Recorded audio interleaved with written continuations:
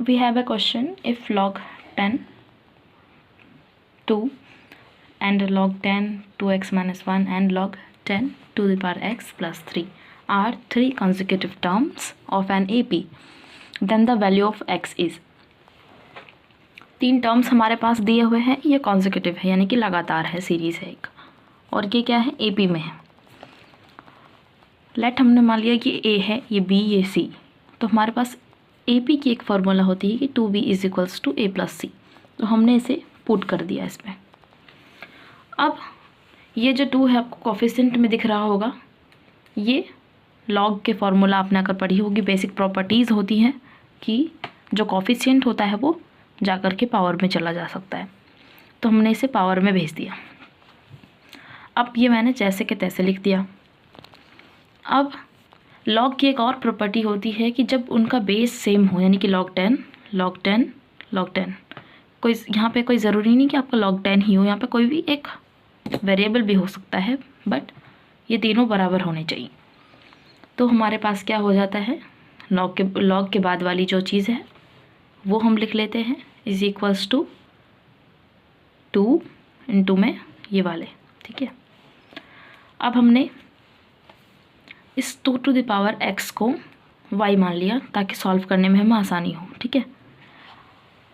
अब y minus 1 का whole square is equals to 2 into y plus 3, यहाँ put किया जब y, तब y का वैल्यू अगर हम इससे निकालें तो हमारे पास y का वैल्यू निकल जाता है 5 और एक y की वैल्यू हमारे आ जाती है -1।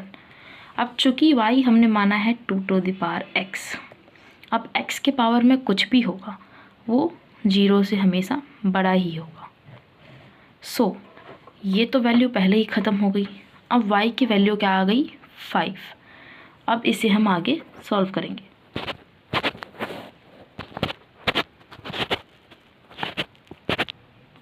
देखो y की वैल्यू कितनी आ गई, 5, तो 2 के पावर x बराबर 5।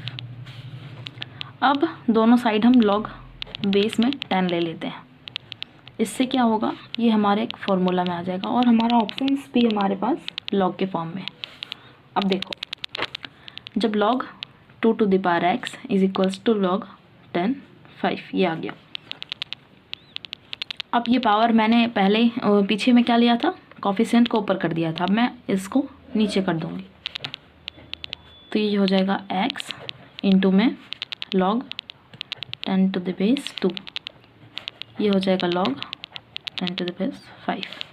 अब हम इसे इस साइड ले जाते हैं, तो x बराबर हमारे पास आ गया log बेस में 10 अपॉन में log 10 2। अब हमारे पास एक और फार्मूला होता है,